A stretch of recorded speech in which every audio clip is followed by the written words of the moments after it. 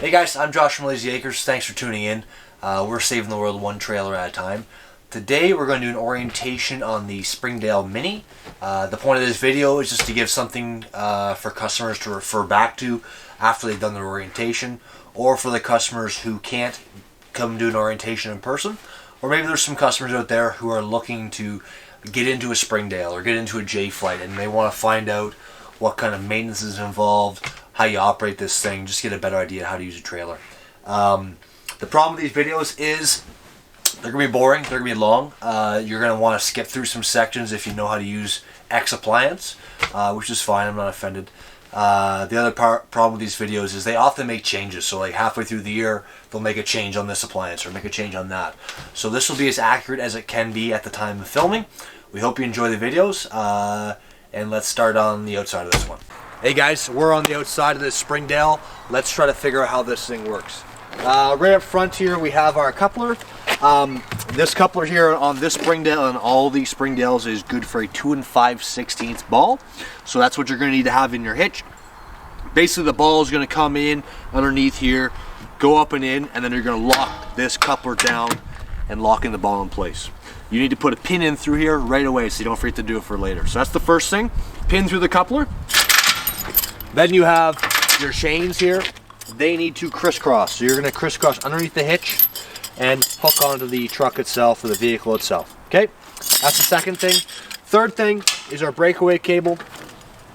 And I always forget to untangle these ahead of time.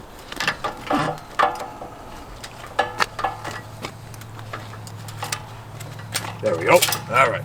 So there's your breakaway cable. This has to hook on to a separate link on the vehicle. And what this does is if the trailer ever comes off the vehicle, this pulls a pin, locks the brake and the brakes on the trailer so it doesn't follow you down the road. So that's you need to have this hooked up, and you need to have a battery on the trailer while you're driving. So that's the third thing. Fourth thing is the lights. Okay. This right here is going to go into the van or the vehicle, plug right in, and this controls the lights in the vehicle. All the 7-ways have brakes on the trailer, so you need to have a brake controller in your vehicle to operate your brake controller through your 7-way plug. So 4 things: lights, breakaway, chains, and pin. This model here, because we have the off-road package, is a 30-pound propane tank, a single tank. The regular Springdales though, like the Springdale Minis, will have a 20-pound propane tank. This is super simple how you operate this propane tank and this regulator here. You ready for this? You turn the propane tank on. When you turn the propane tank on, you have propane inside the trailer. There's no switches or valves or anything like that. You just turn this tank on. It's a single tank. Nice and simple. Right here is where your battery is going to go. There's going to be a box and a battery in here. And you're going to have a 2 wires, right? A black wire and a red wire. The black wire is negative, the red wire is positive. When you're not using the trailer, let's say it's in storage for a couple days, couple weeks, you're going to want to disconnect your negative lead. Why do that? Because if you leave your battery hooked up for those 2 weeks while you're gone, you're going to come back to a dead battery because your radio inside, your propane detector inside is going to slowly draw down on your battery. For the winter, take your battery right inside and store it inside. What else was I going to say? Oh, on the topic of propane tanks, you can leave your propane on when you go down the road. Great. Keep shaking your head, cameraman. We're okay? Just going fuzzy. Okay. Keeps going fuzzy, so I'm sorry about that, but we'll get the gist of this. We have a pass-through storage here that goes all the way through. Not really much to do. We have our crank handle here for our stabilizer jacks. We have one on each corner. They just fit on like so. Bingo bango. Okay. These jacks here are not for lifting the trailer, they are for stabilizing the trailer. So what you're going to do is you're going to level your trailer side to side at first. So you're going to back up onto the site, put a level on the floor of the trailer, see if it's low on one side. Let's say it's low on this side. You're going to pull a head off the site, put a piece of 2x6 down, and then drive up onto that piece of 2x6, leveling it side to side. Then you're going to take it off the truck and level it front to back with your front jack. So level it side to side, front to back, and then you put down your stabilizers once it's level. And you just do that with that crank. That's also a 3/4 inch socket, so you can always put that in a drill and bring those down electrically if you want. Come down this way. This, like I said, is the rugged terrain edition, so it's got the mudder style tires. They are 15-inch tires, if I remember correct. Yeah, 15-inch tires on this. The regular Springdale though is 14-inch tire. With the 15s, you keep these at 65 pounds of pressure. With the regular Springdale, it's 50 pounds of pressure because they're 14-inch tires. Both versions will have bearing buddies built in. Basically, you have a plug here you pull out, and there's a grease nipple there. At 6,000 miles, you grease your bearing. At 12,000 miles, you repack your bearings. You're going to bring that to a garage to have them do that. Layzee Acres can do that for you, but they need to be greased at 12,000 miles. They're steel rims, so they need to be torqued. The lug nuts need to be torqued down at 100 foot-pounds. You realistically should do that when you get home, and after your first couple trips, torque your lug nuts down. All right, 30 amp service on this model. So just a pull-out style cord. You can see right now I've got it adapted down to 15 amps. When you're using 15 amps, you can't use a roof mount AC. A lot of these Springdale Minis though have a side mount AC, so if you have a side mount AC, you can operate everything, including the AC on 15 amps. But if you have a roof mount AC, you have to have 30 amps to operate that AC. Yeah, so that's pretty simple there. This component right here just is something you get to buy. It doesn't come with the trailer, but it's like $8. You should get one of those ready to go for you. Great. All right, that's that. Right here's our freshwater fill. So if you don't have water at the site, you're gonna fill this tank up before you leave home or as you enter the campground. Basically this cap just twists off like so, hose fits inside. When the freshwater tank is full, the water's gonna splash back out at you. We have our city water connection here. So if you have water at the site, so you have water right there at the post, you're gonna bring a hose in here, thread it in, and whatever pressure you have is pressure on your lines. You should be using a pressure regulator to regulate the pressure down to below 60 psi. Sometimes you go to a site and it has like 120 pounds of pressure, you can blow a tap, you can blow a line, something like that. So you should be using a pressure regulator. So we'll have a look at our sewer here. This is pretty simple. The gray water has a gray handle, the black water has a black handle. If you have sewer at the site, like you're plugged in right here, right into the sewer, you can leave your gray water open, that's fine, but you're gonna leave your black water closed. If you leave your black water open while you have sewer at the site, the liquids are gonna run out and the solids are gonna build up on the bottom of the tank. That's a problem. So you always leave your black water closed. When your black water is full, you're gonna come down here, close your gray water, and open up your black. All right, simple as that. If you don't have sewer at the site, you're just gonna wait till you get to your dump station, pull your black water first, let that run out, and then you're gonna clean out your sewer hose with your gray water after you've closed your black water. Only one at a time, okay? That's how sewer works. The real big important thing is you don't have two valves open at the same time, and that you don't leave your black water open with sewer at the site. Those are your two important things. Great. Here is your water heater. You don't touch this on a regular basis. Unless you're winterizing your trailer, you don't get involved with this piece at all, okay? There's no valves, there's no switches, there's nothing like that that you touch. This is a Suburban water heater though. So when you have someone winterize your trailer, or if you winterize it yourself, you should be replacing this anode rod. Okay, this needs to be replaced every season. This is the plug for the water heater. Threads in like so. But every season, that needs to be replaced. That is a sacrificial anode rod. What that means is the minerals in the water are going to break that rod down instead of breaking down your tank. So you need to be replacing that every year. Otherwise, don't touch it. There's a little door here that goes on just to cover it for regular use.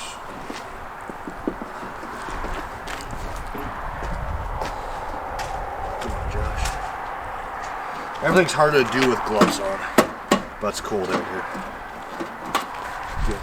Okay, license plate's gonna go there, full size spare. You have cable into the unit right here, so if you have cable to spot, you can plug it in through there. There's some more stabilizer jacks.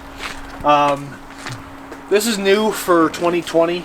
This has a like a accessory rack, so you can plug in a light or a fan or something like that, and it's just gonna operate off the 12 volts off the trailer. So that's something you can buy. Basically just fits into there. There's instructions with each accessory, you can use that. You have your furnace vent right there. Just don't touch it. This gets hot. Don't let the kids touch it. You don't touch it either. Fridge vent. Again, don't touch it.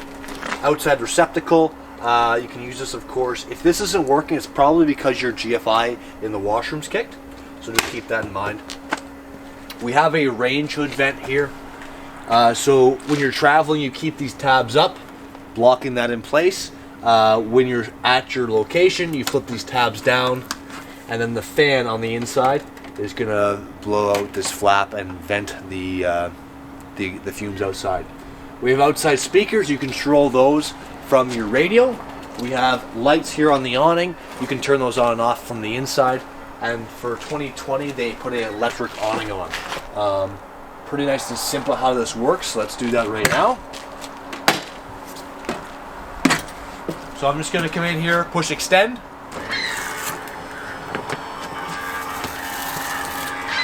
Should come out about 8 feet. Hopefully we don't hit this fifth wheeler right beside us.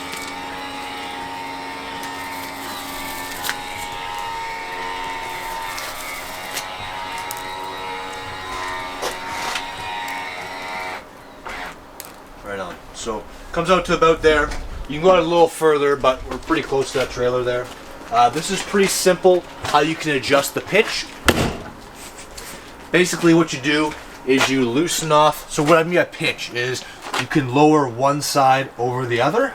And how you do that is you loosen off this knob right here and then just compress this arm. And then tighten up the knob. So now, any rainwater or water at all is going to run off this way. You can obviously do it the same thing to the other side, but that's how you adjust the pitch. When you go to bring the awning back up though, it's important that you loosen this knob off again, and the arm extends out. Okay? These awnings are not meant for windy situations, so if it's windy, you put the awning away. It's not meant either for like really heavy rain, so if it's raining hard, put the awning away. It's meant for keeping sunshade off you, keeping the sun off you for shade, and it's also meant for like a little bit of rain, not for much rain at all. So put it away in those two situations. Okay, now this one has the fold-up step because it's part of the rugged terrain edition.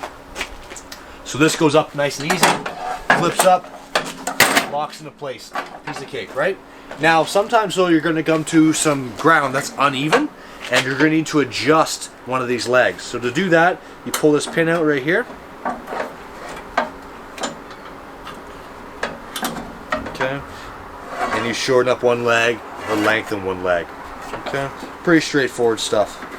This is on the rugged terrain edition. You have this. On the regular Springdale though, you just have a single step that just folds in underneath, or a double step that just folds in underneath. Maintenance on the outside, you need to be lubricating your door locks, okay, your baggage door locks, your pivot points on your awning, and the pivot points on your jacks, as well as the front coupler. Keeping those nice and moist, that's a great word, moist. Keeping those nice and lubricated and working properly. So that's one thing. You also have to be getting up on your roof and checking your seals every 90 days or so. We're going to do a video specifically on that, so you can tune in and watch that later if you want. But you have to be checking your seals religiously every 90 days, as well as maintaining all those other metal kind of pivot points on the outside with lubricant. That was a overview on the outside. Hopefully I didn't miss anything. Let's have a look inside. Okay guys, we'll have a look at some stuff here on the inside. I always like to start with the safety stuff first. So first thing we have here is our fire extinguisher. That's down always near the door. That's for extinguishing fires. Hopefully there's no fires, but that's for extinguishing fires. Right here you have your smoke alarm. Okay, this has a 9-volt battery in it. It's not connected to anything else, so if your 9-volt battery gets low, that's going to start beeping once every 30 seconds or so. If you have a smoke issue or a fire, that's going to go off like mad. Then we have a propane detector. That's always near the floor somewhere. Where is that, cameraman? There it is, right there, below our drawers in the kitchen. So that is our carbon monoxide and propane detector. Propane sink, so it's near the floor. There's no battery on that one. That one's plumbed into the trailer itself. So if the battery on the trailer gets low, that's going to start beeping once every 30 seconds. It's one of those things that slowly draws down the battery, which is why we disconnect our battery if not using our trailer. If you're ever cleaning in here with a different kind of chemical or different kind of cleaner, it can sometimes set those off as well. They're pretty sensitive to different smells, so just keep that in mind. Great on. Let's move on to lighting our gas appliances. First thing we're going to light is our stovetop. So pretty straightforward. Turn this to light. Okay, light over here, and you light it. Now you always want to light your stovetop first before you go light your furnace, your fridge, or your AC, or your AC is not propane. But any other gas appliance, you always light your stovetop first to bleed the propane through. So we'll turn this to light. I can hear the gas coming through. Ho! Light her up. Bingo bango. It's not good to use a little cigarette lighter for this. You should use a stick lighter or something regular. But there we go. Lit that up. We have propane at the appliances. Next thing we're going to light or try to use here is our fridge. Fridge is pretty straightforward. It's a little 3 cubic foot gas or electric fridge. First thing we do is we turn it on. See how this says auto right here, and there's a little light lighting up. That is that means it's on auto, which means it's automatically going to run on hydro because I'm plugged in. If I wasn't plugged in, or if I become unplugged, it's going to flip over automatically to gas. If I want to force it to gas, even though I'm plugged in, I would push this button out. And there's a little symbol here that shows button out, gas. So that is now forcing it to go to gas. If you listen carefully, click, click, click, click, click.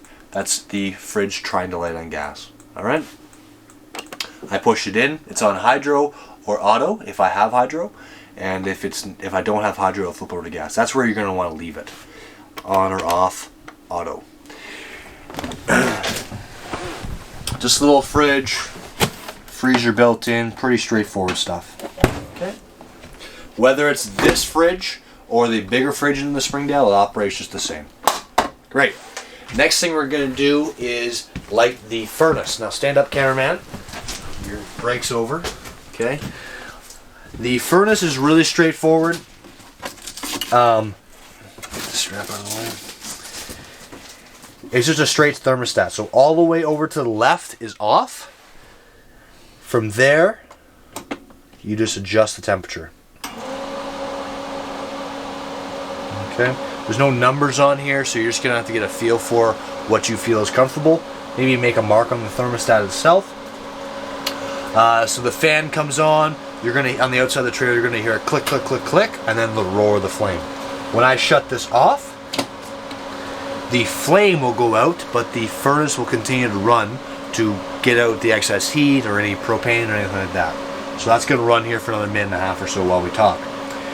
This button right here is to turn on your water heater.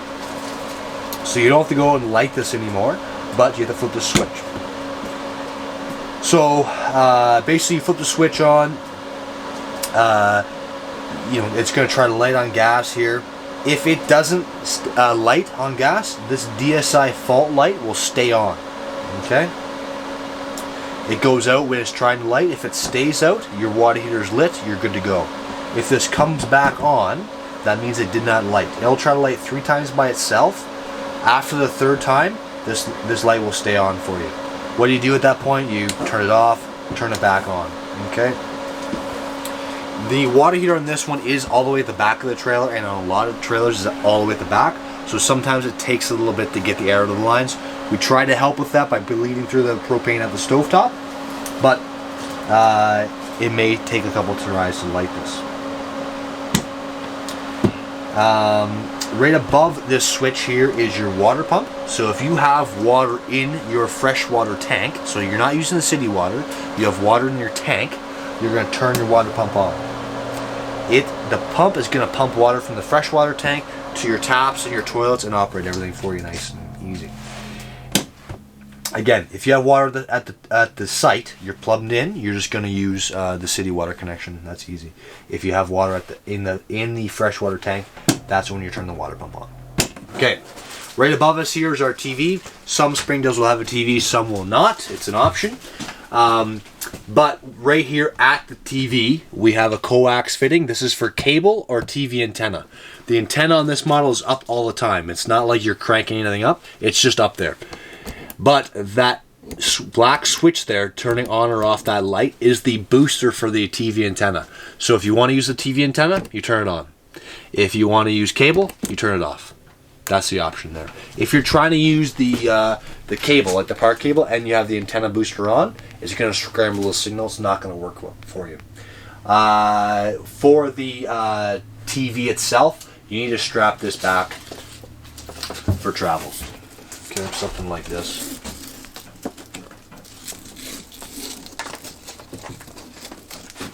So it doesn't come out on the road for you. Okay. Right above us here is the AC. Just step back there, cameraman, get a look at that. The controls for the AC are on the AC itself.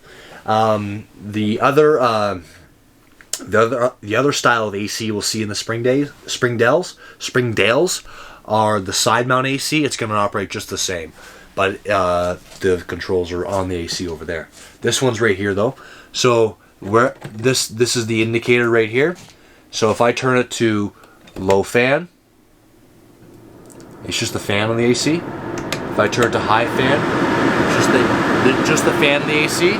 If I turn it to low cool, then I actually have the AC working with the fan, or high cool. So those are your selections, and then you can adjust the thermostat here for the AC. This has nothing to do with the furnace. This is just controlling the AC itself. Now, if you're at a site that doesn't have 30 amp service, like I was saying, you can't use the AC, but you could always turn the fan on the AC and just circulate some air there for you on 15 amps. On 30 amps, go ahead, use everything you want. All right, let's have a look at the power converter / fuses down here.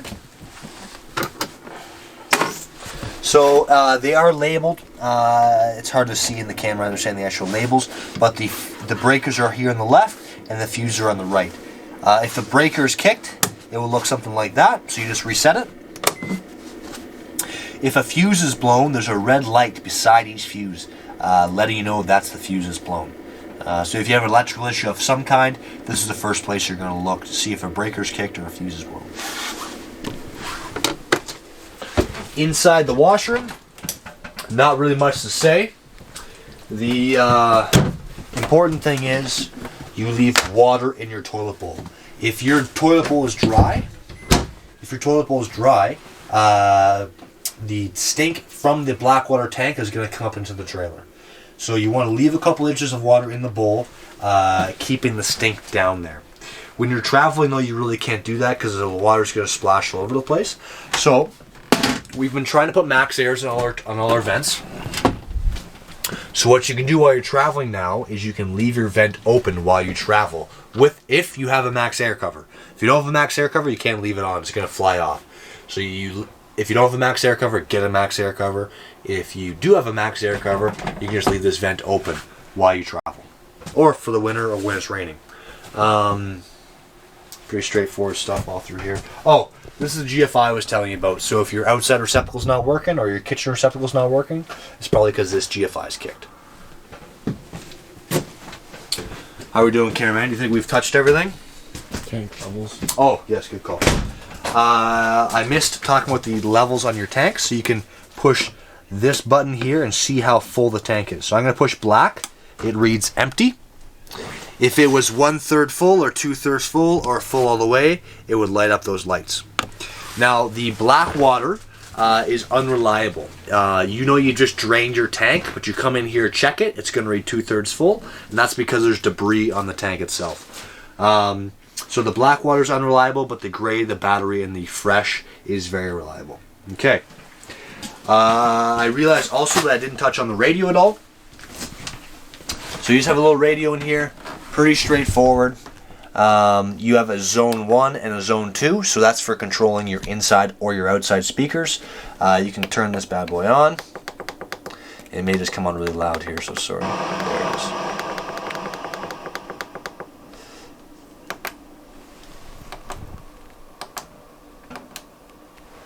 Cool. So you can control your speakers from there. You can also run a US auxiliary in if you have something on your phone or an MP3 player. You have HDMI and USB here as well. It is Bluetooth. But I'll let you guys play around with that. I know I see that's blurry. It's hard to get a good look at that when you're close like that. But I'll let you guys play around with that. The big thing is you have zone 1 and zone 2 for inside or outside speakers. You have a volume control, auxiliary, HDMI, and USB. Right on. So that was the inside of this Springdale, guys. I hope you liked the video. If you did, hit the like button. If you want to subscribe, please do so. If you're not really interested in orientation videos, that kind of thing, we have lots of sales videos on each individual trailer, so check those out as well. Our email's sales@layzeeacres.com, or our phone number is 705-833-2539. Thanks, guys. Have a good day.